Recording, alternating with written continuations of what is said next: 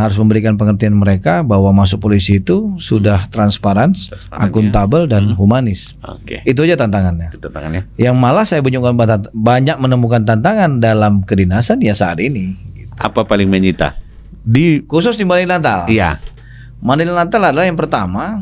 Awalnya saya masuk Mandailing Natal ini gambarannya adalah kota ini adalah Serambi Madinah, kota santri. Santri ya. Kabupaten yang banyak pesantren dan ulama. Bisa dibilang ulama dan orang-orang besar berasal dari Panyabungan atau Mandailing Natal. Ya.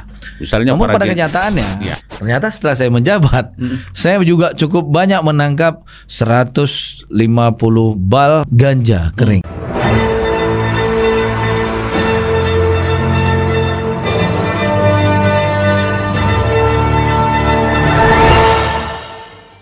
Serasi suara satu kata penuh makna pasti selalu di hati. Terima kasih Anda masih tetap bersama kami di Ruang Paslah Cerdas dan Inspiratif, satu program talkshow yang menginspirasi. Nah, Anda dapat mengakses program ini di channel YouTube kita, laman platform kita juga di Facebook dan juga di TikTok serta di Instagram semuanya. Juga Anda dapat mendengarkan ini di radio frekuensi 102,6 FM. Baik, terima kasih Pak Kapolres. Kita tahan waktunya beberapa menit lagi nih karena kita satu segmen lagi nih ya. Kita lebih fokus pada karir dan tugas Anda sebagai Kapolres, lebih utamanya ketika menjabat Kapolres di Mandailing Natal. Nah, berkarir di institusi kepolisian tentu harus siap dengan segala kondisi dan komando dari atasan. Nah, kita pernah bertanya nih, Pak Kapolres sebagai abdi negara, sebagai polisi itu sudahkah pernah ditugaskan di daerah konflik gitu? Ya, seperti Papua gitu ya. Papua misalnya di Poso. Hanya saja saya dinas di Aceh. Di Aceh ya. Setelah Aceh lewat dari masa konflik. Di masa konflik ya. Lewat. Aceh lewat masa konflik. Jadi setelah saya masuk Aceh itu kan di 2014 sampai 2022. Jadi saya tidak di masa konflik maksudnya ya. Nah, sebagai pengayom dan pemelihara ketertiban masyarakat, sudah barang tentu polisi akan berhadapan dengan berbagai macam kasus gitu. Dari semua yang dilalui, kasus yang paling menyita perhatian ketika Anda menjabat sebagai apa saja misalnya, terutama yang menyita perhatian kasusnya di Mandailing Natal. Kalau lagi di luar, apa yang paling menyita? Kalau di Mandailing Natal? Di luar? Kalau di luar, tantangan saya yang paling menyita perhatian ketika menghadapi kasus itu gitu. Karena saya di bidang tugas saya tidak ada yang berhadapan dengan kasus, terutama di bidang reserse kriminal tidak ada. Saya karena di bidang lalu lintas. Hanya saja saya menghadapi situasi bagaimana menyeleksi orang-orang yang ingin masuk polisi, yang berjumlah 3.000 orang tadi, yang harus memberikan pengertian mereka bahwa masuk polisi itu sudah transparan, akuntabel dan humanis. Itu aja tantangannya. Yang malah saya banyak menemukan tantangan dalam kedinasan ya saat ini. Apa paling menyita? Khusus di Mandailing Natal. Iya. Mandailing Natal adalah yang pertama. Awalnya saya masuk Mandailing Natal ini gambarannya adalah kota ini adalah Serambi Madinah, kota santri. Santri ya. Kabupaten yang banyak pesantren dan ulama. Bisa dibilang ulama dan orang-orang besar berasal dari Panyabungan atau Mandailing Natal. Ya. Misalnya namun pada kenyataannya, saya ketemu dengan situasi yang pembunuhan, ketemu mayat saya di sungai, bunuh diri, terkait waktu itu ada salah satu petugas KPU Pakantan, kemudian pengemis yang berantem sama istrinya, dia mampu membunuh dengan dalam kondisi tangannya lumpuh, anak membunuh ibu, suami membunuh istri, kemudian anak membunuh ibu. Jadi beberapa kejadian pembunuhan yang mungkin kita pikir ini kabupaten yang banyak santri dan ulama dan banyak tokoh-tokoh pintar, nggak mungkin lah ada. Ternyata ada. Dan satu lagi yang mengejutkan adalah walaupun sebelumnya saya sudah tahu, saya di tahun 2010 pernah menangkap 30 bal ganja di Padang Panjang waktu saya menjabat Kasalantas. Sumbernya adalah Panyabungan. Ternyata setelah saya menjabat, saya juga cukup banyak menangkap 150 bal, kemudian yang terakhir ini ada 30 bal ganja kering. Dan secara mengejutkan ini ada di sini, lokasi di Huta Tinggi, Tambangan. Nah, inilah yang menjadi kasus-kasus besar saya. Sekaligus yang Madinah ini spesifikasinya sebenarnya adalah daerah yang kaya akan sumber daya alam dan cukup banyak sumber daya alam yang bisa digali seperti itu. Oke, nah ketika Anda barangkali sudah mempelajari bagaimana sebenarnya kehidupan tingkat sosial dan seluruhnya di Mandailing Natal yang religius, tapi kenyataannya terjadi tadi seperti itu. Apa motivasi kejadian-kejadian kriminal itu sepengetahuan penyelidikan yang dilakukan oleh polisi? Jadi saya ada beberapa hal yang mempunyai karakteristik yang berbeda-beda. Ada satu kejadian yang saya ceritakan tadi, ketemuan mayat di bawah dekat sungai, yaitu kaula muda berpacaran. Salah satunya sudah beristri, tapi masih dalam kategori muda, tidak sekolah. Yang satu lagi masih anak gadis. Bermain media sosial, di media sosial kenal melalui Facebook, kemudian ada indikasi menurut dia hamil, menuntut si laki-laki tidak terima, dia adalah petani di daerah Huta Tinggi sana, dia bawa biasa pisau pendek itu, langsung aja dia sahabat. Kemudian kalau menurut saya dunia digitalisasi media sosial cukup tinggi, namun belum dibarengi dengan kualitas pendidikan dan pola pikir yang baik. Sehingga perlu, kemarin saya galakkan lagi kepada Bimas untuk masuk setiap Jumat Berkah dan Jumat Curhat, agar memberi pengertian kepada orang tua, bisa mengawasi penggunaan HP dan juga penggunaan sosial. Nah, itu yang paling apa? Kemudian pengaruh sosial atau pengaruh kemiskinan ada nggak menurut penyelidikan yang dilakukan oleh polisi sehingga terjadi pembunuhan gitu kan? Kalau saat ini yang beberapa kejadian pembunuhan tidak ada kaitannya sama kemiskinan. Nggak ada ya? Kaitannya adalah sama etika, adab, dan pola pikir. Bukan berarti orang miskin tidak punya adab saat ini. Adab itu dimiliki orang pada saat dia mampu mengikuti, apakah itu sering dia mengikuti ceramah, pengajian, atau rajin sholat Jumat, kemudian sering bergaul komunikasi sama kadesnya, sama lurahnya, sama keluarganya. Jadi ruang lingkup paling dekat adalah keluarga.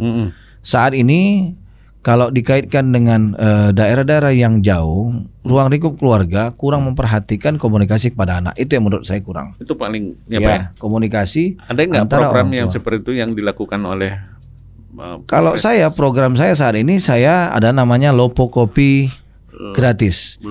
Jadi ada salah satu mobil saya Grand Max yang dialihfungsikan sebagai Lopo Kopi. Jadi ada bartendernya yang setiap harinya pada saat hari Jumat atau hari-hari tertentu, tapi yang pasti hari Jumat, kita ada melaksanakan kegiatan Jumat Curhat namanya.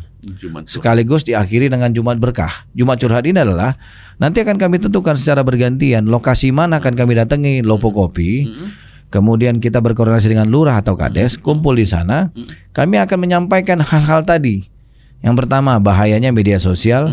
Yang kedua, perlunya adab etika orang tua untuk mengajarkan kepada anaknya tentang bahaya penggunaan HP kalau tidak dibatasi, kalau tidak diawasi. Kemudian bahayanya peredaran narkoba. Saat ini seperti saya sampaikan tadi, bukan hanya pencurian, pembunuhan segala macam. Narkoba juga cukup merebak di sini. Sehingga perlu kami siarkan, perlu kami awasi dan dibatasi. Ya, kita lebih konsen ke narkoba dulu, kan? Nah, kita kan tahu bahwa selain produsen ganja nomor 2 katanya di Indonesia, lebih lezatnya di Madinah ini, Anda melihat dari sisi kacamata kepolisian, peredaran atau pemakai itu bagaimana sebenarnya kondisi realitanya di Mandailing Natal ini? Kondisi realita. Kategori pemakai di sini kan ada ganja, ada sabu. Ada sabu ya. Kalau ganja termasuk kategori yang murah dan gampang didapatkan. Murah dan gampang didapatkan. Karena walaupun kami di tahun 2004 sampai di awal tahun kemarin sudah berulang kali ladang ganja kurang lebih sudah hampir 10 hektar yang kita musnahkan. Kemudian jumlah ganja kering yang berhasil kami gagalkan beberapa kali. Udah berpuluh-puluh, beratus kilo yang kita musnahkan. Namun demikian masih terus terjadi dan ada. Karena apa? Peredaran narkoba bisa dikaitkan dengan perekonomian.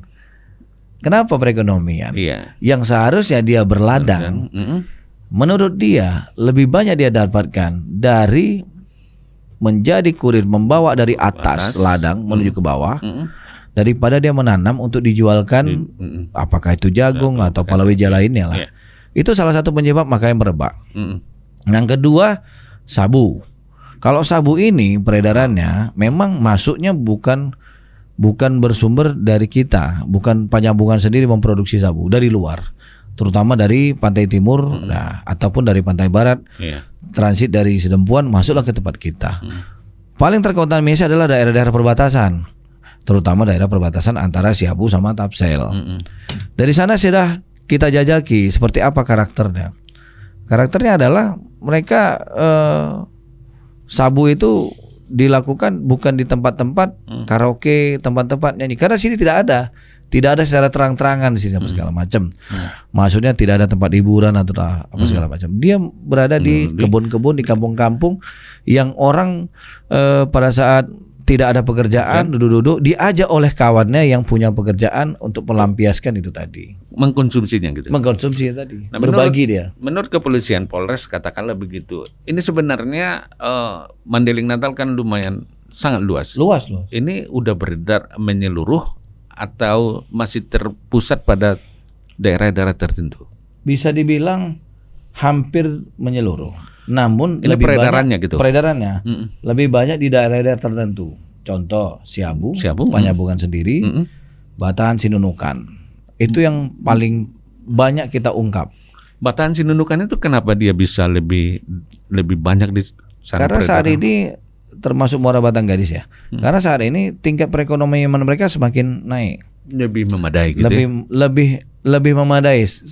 Ibaratnya jumlah penduduknya semakin ramai, kegiatannya semakin ramai, dan kegiatan perekonomian dia sedang dalam kondisi yang baik. Justru perekonomian yang baik ini malah rawan kalau gitu. Oke, baik. Ini kan dari pemakai katakanlah begitu, itu juga kepada siapa saja nih yang menurut saat ini lah kondisinya tuh menyasarnya kemana saja gitu? Pemakai ya. Pemakai banyak. Pemuda yang berumur dari umur paling banyak yang kita ungkap itu dari umur 20 sampai 40. 20 sampai 40 ya? Iya, 20 sampai 40. Tapi tidak menutup kemungkinan ada beberapa termasuk kategori pemakai dan pengedar itu di atas umur 40 sampai 50. Yang akan kita sayangkan seharusnya udah mulai ngaji-ngaji masih juga ngedar kan gitu. Udah mau waktu. Iya, termasuk yang salah satu kita contoh kita mengungkap di Tabuyung di Muara Batang Gadis itu suami istri sebagai pengedar. Itu berumur kurang lebih 50-an, di bawah 50-an sedikit. Nah, itu mendapatkan barang dari luar kemudian diedarkan di wilayah Pantai Barat. Pantai Barat ya. Tapi kalau menyasar ke pelajar kita atau ke ini bagaimana? Kalau untuk pelajar bisa dibilang kalau SMP belum. Tapi SMA sudah mulai. Tapi kalau dari tingkat sekolah yang bersekolah menurut saya, ya. Yang menurut bersekolah masih dalam kategori belum banyak. Tapi tetap kami adakan sosialisasi dan himbauan agar guru juga melaksanakan pemeriksaan mendadak. Akan kami laksanakan kerjasama, kami akan mendatangi bekerjasama dengan BNN untuk melakukan pemeriksaan acak. Sehingga yang sudah baik saat ini semoga tidak menjadi perkembangan itu malah menyasar ke anak-anak sekolah. Pernah nggak dilakukan tes urin gitu misalnya untuk melihat faktanya berapa yang sudah terkontaminasi katakanlah begitu? Kalau untuk tingkat pelajar memang belum kita laksanakan secara keseluruhan karena untuk mengecek urin per sekolah itu tetap kita adakan uji petik ya? Karena dengan jumlah alat tes pack dengan jumlah siswa tidak mungkin bisa mencukupi semuanya ya. Karena keterbatasan peralatan. Oke, baik. Nah, ini kasus-kasus seperti ini gitu kan, baik pengedar dan pemakai yang sudah diproses hukum begitu kan. Bagaimana polisi melihat ini efek jera?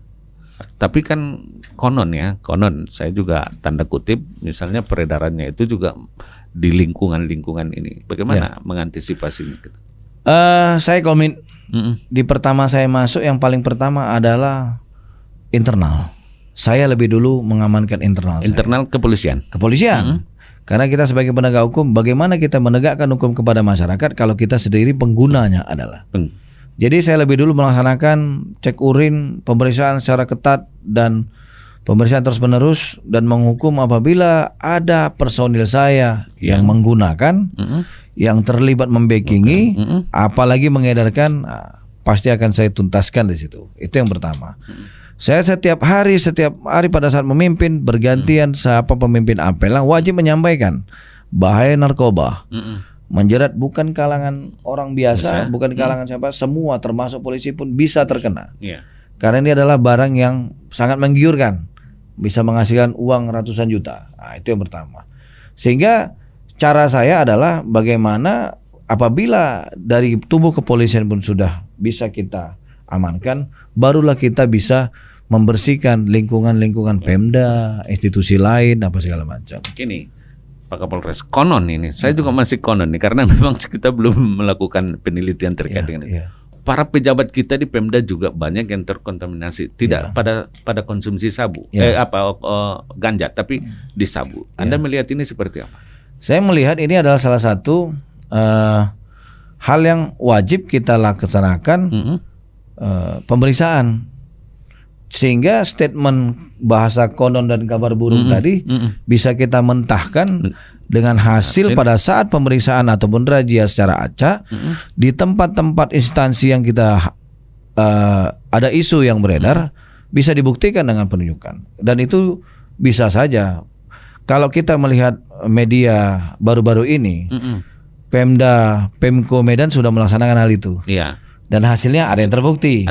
Bukan tidak mungkin di beberapa Pemda lain hal itu ada.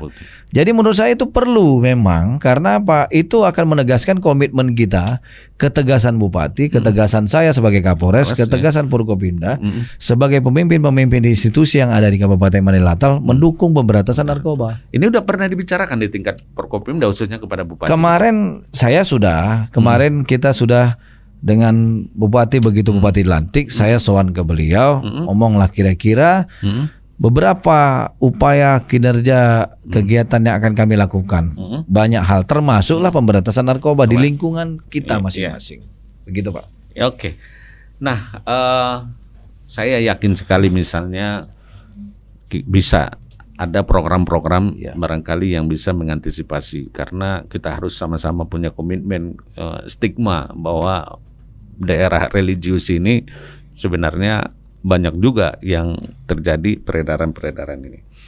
Nah, ini terkait dengan dua tantangan yang sangat sulit barangkali. Anda sebagai Kapolres di Mandailing Natal, ada kasus narkoba, kemudian ada kasus peti. Bagaimana ini? Sumber daya alamnya banyak, begitu sampai kita lihat di media, begitu sampai menjabat sebagai Kapolres di Mandailing Natal, Anda sudah melakukan pemeriksaan langsung barangkali ke lapangan, ke TKP terkait dengan ini. Anda melihat ini seperti apa? Jadi saya melihatnya, saya belum dapat gambaran pasti sewaktu saya baru masuk. Jadi saya masuk 1 Februari 2024 seperti disampaikan tadi. 10 hari saya dinas, di tanggal 10 saya mendapatkan tugas dari Bapak Kapolda untuk melakukan penertiban. Saya lakukan penertiban awal. Disitulah tergambar oleh saya bahwa Mandailing Natal ini adalah salah satu kabupaten yang memiliki sumber daya alam yang kaya. Selain perusahaan, juga ada masyarakat yang melakukan penambangan. Perusahaan resmi penambangan ada namanya Sorik Mas Mining yang secara resmi dan legal melaksanakan penambangan. Namun belum melaksanakan apa istilahnya? Eksploitasi. Dia baru dalam hal eksplorasi. Walaupun sudah keluar Pak izinnya, boleh dia menjual dan memproduksi boleh. Tapi belum dilaksanakan setelah 25 tahun ternyata beliau di sini.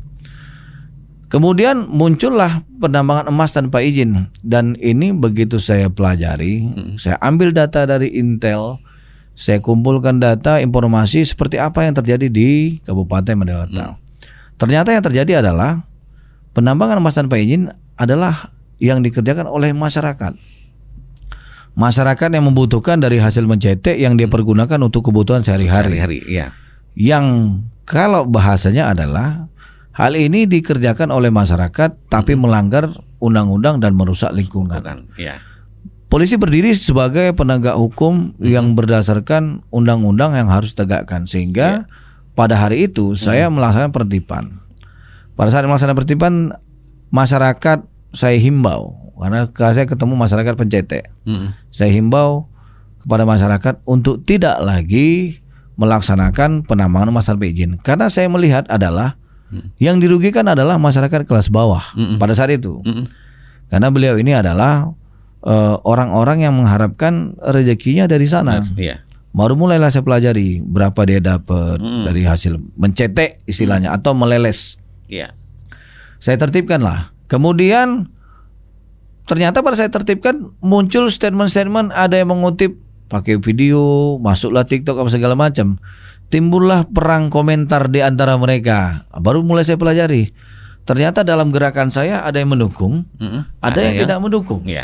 Padahal kalau secara kedinasan dan undang-undang seharusnya dukung dong. Saya kan menertibkan. Menertibkan. Tapi yang terjadi adalah kok ada yang nggak dukung ini? Apa penyebabnya? Saya baca di situ, kasihanlah Pak, masyarakat kecil itu yang kalau resmi pun bukan orang sini yang ngambil, nanti perusahaan besar, kami nggak menikmati. Jadi saya bilang, oh ini kok terjadi seperti ini, kok dualisme. Seharusnya kalau memang Kapolres dipojokkan untuk segera melakukan penindakan, dukung saya dong. Kita sama-sama nindak. Ternyata ada dua statement atau dua gerbong yang berbeda. Itu yang saya lihat bahwa ini tidak sesimpel itu. Ini masyarakat Kabupaten Maninlatang ini harus dikasih pencerahan oleh saya sebagai polisi dari bidang hukum, oleh Bupati sebagai pimpinan ataupun sebagai ketua dari masyarakat yang ada di sini yang bisa menyuarakan suaranya. Itu saya bilang. Nah kan ini sudah nyata, fakta gitu kan. Dari sisi tindakan penertiban itu sudah dilakukan, kemudian dari sisi penegakan hukumnya, apa yang sudah dilakukan gitu? Jadi dalam perjalanannya selama saya 1 tahun hampir 5 bulan lebih ya Pak, yang saya lakukan adalah beberapa kali penindakan. Saya lakukan tahapan ini bertahap, karena saya lihat saya tidak ingin masyarakat yang menjadi korban. Apakah masyarakat yang mendekam? Bayangin, begitu yang mencetek semuanya kita kumpulkan, penuh penjara saya, penuh rutan dan penjara dari lapas tuh. Tapi pada saat perjalanan 2024 ada beberapa yang sampai dengan P21 yang pemilik eskavator, tambang di tahun 2004, yang terbaru lagi di tahun 2005 ada lagi satu masuk yang P21 yang menyasar kepada pemilik alat dan pemilik tambang. Harapannya adalah ini udah kita kasih gambaran ini, tolong berhentilah. Gitu loh. Pengertian itu kepolisian Mandailing Natal ini berjumlah 376 orang lebih. Dengan luas wilayah yang cukup luas punya Polsek 10 yang seharusnya kami itu berjumlah 750 orang ini yang bisa setiap saat dan selalu mendampingi masyarakat. Namun kami butuh masyarakat saat ini yang sama-sama menjaga. Jadi masyarakat juga harus memiliki ketertiban ini, bukan hanya polisi. Gitu loh. Itu tindakan terhadap katanya toke-tokenya itu bagaimana itu? Ya, tindakan terhadap toke-toke yang tadi saya sampaikan. Pemahaman. Iya, toke kan sudah kita tangkap tadi di tahun 2000 udah ada P21 udah kita tangkap. Salah satu tokenya. Kemudian 2025. Kepada masyarakatnya jangan ibaratnya toke ini nggak bakal muncul ini. Toke entah kemana-mana. Bahasa toke itu namanya ada, tapi orangnya nggak bakal ada. Jadi masyarakat tadi ini berkumpul, kami Pak bagaimana begini, sampai saya pada satu kejadian Polsek saya dikerubungi dengan 1.000 orang di Kota Nopan tuh. Yang pingin, Pak kami mau kerja ini Pak, mau lebaran, mau uang dari mana? Pingin tambang itu jalan. Ya saya bilang kami berdasarkan undang-undang tidak bisa membenarkan. Cukup dilema ya. Saya rapatkan loh ini Pak. Setelah saya turun itu dikerubungin, saya minta kepada Bupati waktu itu, zaman Pak Suheri, kami rapatlah Forkopimda, Bupati, saya datangkanlah orang-orang itu, orang Kota Nopan di aula Pemda. Di situ saya buka. Sebenarnya seperti apa? Saya bilang. Begini Pak, kami kan untuk cari makan segala macam, mau lebaran segala macam. Jadi kita bilang saya berdasarkan undang-undang memang tidak ada kata saya silakan tuh, nggak akan pernah keluar dari bahasa saya. Jadi bahasa mereka itu tolonglah pengganti kami ini apa selain itu gitu loh Pak. Oke, baik. artinya cukup dilema misalnya dalam hal ini. Kemudian apa yang bisa dilakukan termasuk upaya yang dilakukan oleh pihak kepolisian sebagai penegakan hukum ini dari surat edaran yang dilakukan oleh Bupati untuk melakukan penertiban gitu. Mungkin bisa saya luruskan. Surat edaran ini sifatnya internal Bupati. Internal. Kepada camat. Karena saya tanyakan, surat edaran atau surat edaran untuk diselenggarakan dan diumumkan kepada masyarakat, sifatnya hanya untuk kepada camat. Agar surat ini mendasari juga kami kemarin kita undur. Kami dengan Bupati komit akan membicarakan hal ini karena Bupati juga sudah beberapa kali kunjungan kerja berusaha menghimpun data dan akan mengajukan kepada Kementerian Sumber Daya Mineral untuk membuat wilayah pertambangan rakyat dan mengeluarkan izin pertambangan rakyat sehingga apa yang dilakukan pertambangan ini menjadi legal. Yang kedua, sebelum terlaksana itu kita membentuk Satgas.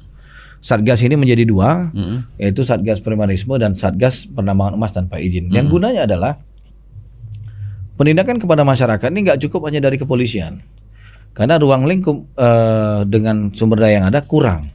Kita membutuhkan kehadiran Satpol PP dari Pemda, dari bidang pertambangannya, kemudian dari TNI, sehingga secara bersama-sama. Jadi tidak ada unsur menutupi dan saling bekerja sama untuk mengamankan secara serentak.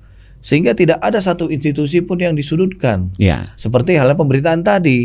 Polisi cari makan ini, polisi nggak imbang ini, orang-orang susah kalau ditangkap. Kayak mana perusahaan besar itu? Nanti kalau udah masuk, kami nggak bisa menikmati.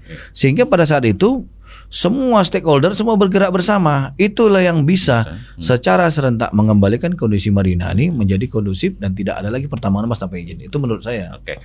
Artinya itu memberikan peluang juga sebenarnya kepada masyarakat yang punya punya pekerjaan atau usaha tapi dengan legal tadi yang ada surat izin pertambangan. Ini realisasinya belum ya? Belum, Pak. Belum ya. Tapi kalau saya di awal saya sudah berapa kali rapat dan sudah beberapa kali penindakan. Penindakan saya 3 jenis, preemptif, preventif, represif sudah. Represifnya seperti apa? Represif saya melakukan penangkapan. Penangkapan itu ya. Itulah yang P21 ya. Yang P21 beberapa kali. Himbauan preemptif, kemudian preventif. Yang preemptif ini adalah masuknya Bimas dalam setiap kegiatan Jumat Curhat, Jumat Berkah itu menyampaikan bahwa jangan lagi melakukan hal tersebut. Agar yang pertama merusak lingkungan, yang kedua membahayakan secara pribadi para pekerjanya gitu. Kayak kemarin kejadian kita, ini kita buka yang kemarin. Itu adalah orang yang meleles dengan menggunakan semprotan air di tengah lokasi hutan ataupun kebun dia sendiri. Memang kebun bukan di pinggir sungai. Ada juga kejadian yang tertimpa. Itulah dia, Pak, yang saya maksud. Di tengah kebun dia. Dia punya dia. Bukan karena ada alat evakuator pekerja, bukan pekerja. Dia mencari meleles setiap harinya dengan harapan dia semprot modelnya begini, tumbang lah kan gitu. Itu kami ke sana ke lokasi kita sampaikan, jangan lagi seperti itu, kita bilang. Karena himbauan kita ini sifatnya jatuh kepada orang yang betul perekonomiannya di bawah. Gitu loh. Itu yang kita maksud. Jadi pekerjaan menertibkan ini harus pekerjaan bersama. Gitu. Baik, sepertinya nih Pak Kapolres, kita butuh waktu lama untuk membahas ini kan. Kebersamaan kita juga sudah 1 jam. Saya pertanyaan terakhir nih, barangkali bagaimana rasanya Anda terpilih menjadi orang nomor 1 di resort kepolisian ini di Mandailing Natal? Jadi bahasanya orang nomor 1 kayaknya wah sekali, Pak. Wah sekali. Jadi begitu saya masuk ke Polres Mandailing Natal sebagai Kapolres, hal pertama yang saya sampaikanlah kepada personil itu, tolong bantu saya. Saya ini nggak lubahnya seperti orang tua, bapak, atau abang, atau rekan, atau adik bagian tua. Pangkat dan jabatan saya ini adalah titipan ilahi. Allah titipkan ke saya pangkat melebihi pada rekan-rekan untuk memimpin Polres Mandailing Natal, upaya penegakan undang-undang hukum yang ada di sini. Sehingga saya ini bukan hanya satu orang yang bekerja dan bisa menyelesaikan semua, tidak bisa. Saya butuh rekan-rekan saya, saudara saya, orang tua saya untuk bekerja bersama. Sehingga dalam konsep saya memimpin adalah bekerja bersama untuk menyelesaikan semua permasalahan dan kegiatan menuntas kejahatan yang ada di sini. Sehingga bagi saya kehadiran saya adalah sebagai teman, saudara dan orang tua. Nah, itu juga sudah dilakukan ya, artinya dengan para tokoh-tokoh masyarakat gitu. Bagaimana hubungan Anda para tokoh-tokoh masyarakat, tokoh agama dan segala macam? Dan harapan Anda pada tokoh-tokoh agama kita, tokoh masyarakat kita terkait dengan tugas-tugas Anda sebagai penegakan hukum dan Kantimas gitu. Alhamdulillah sampai sekarang, sampai saat ini saya berkomunikasi dengan baik para tokoh ulama. Ada ketua pimpinan Mudir Pondok Pesantren Mustafawiyah. Pondok pesantren yang dipimpin oleh Ustadz Baits, kemudian beberapa pesantren dan beberapa tokoh ulama lainnya. Mereka menyambut baik kehadiran saya, dan saya meminta izin dan memohon kepada para tokoh ulama dan tokoh masyarakat bisa membantu saya dengan menyiarkan bahwa polisi hadir di masyarakat tuh memang betul-betul hadir dan bisa diminta bantuan apapun, sehingga tidak perlu segan-segan untuk menyampaikan keluh kesahnya dan tentang bahaya narkoba, bahaya penipuan menggunakan media sosial, itu juga disampaikan oleh para tokoh ulama. Dan mereka berharap polisi terus hadir di tengah masyarakat, apapun terpaan yang hadir dalam media tentang kepolisian Polres Manilatal. Karena tantangan yang menurut saya adalah polisi saat ini tidak akan pernah terbebas dari pemberitaan. Pemberitaan itu pasti akan muncul. Seperti kata pepatah, bad news is good news. Ibaratnya berita jelek itu adalah berita yang bagus, yang sering dibaca orang. Tapi saya selalu menyampaikan kepada personil anggota saya, jangan pernah minder terhadap pemberitaan, karena itu adalah memang pasti melekat selagi tulisannya masih Polri. Kita adalah pelayan masyarakat.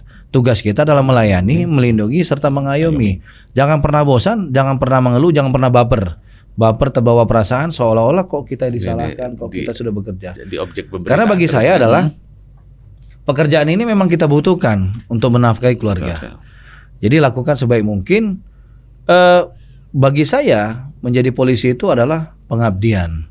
Bagi saya tanpa batas. Tanpa batas. Nah, dan bagi saya itu apapun cerita orang tua polisi, saya hidup dari polisi. Sehingga bagi saya bekerja saja yang baik. Orang pasti tahu mana polisi baik, mana polisi jelek. Begitu saja, Pak. Makasih Pak Kapolres, waktu kita memang sudah penuh. 1 jam bersama kita sudah mengulik perjalanan Anda, karir dan juga tantangan serta harapan Anda untuk melakukan fungsi tugas sebagai polisi yang mengayomi, memberikan rasa aman terhadap masyarakat dan rasa nyaman terhadap kehidupan masyarakat, khususnya di wilayah kerja Kabupaten Mandailing Natal. Kita bakal ketemu lagi insya Allah pada terima kasih Pak Pasla. Baik sahabat Istata FM, itu tadi kita sudah mengulik perjalanan sang tamu kita, yaitu Bapak Kapolres, Bapak AKBP Ari Supandi Paloh yang sudah hadir di sini dan sudah bercerita. Mudah-mudahan semuanya apa yang kita ungkapkan di sini bagian dari inspirasi untuk kita lebih baik. Kita bakal ketemu kembali di Ruang Paslah pada edisi dengan narasumber dan tema yang berbeda. Mohon maaf jika ada hal yang kurang berkenan. Akhir kalam. Wassalamualaikum warahmatullahi wabarakatuh. Horas.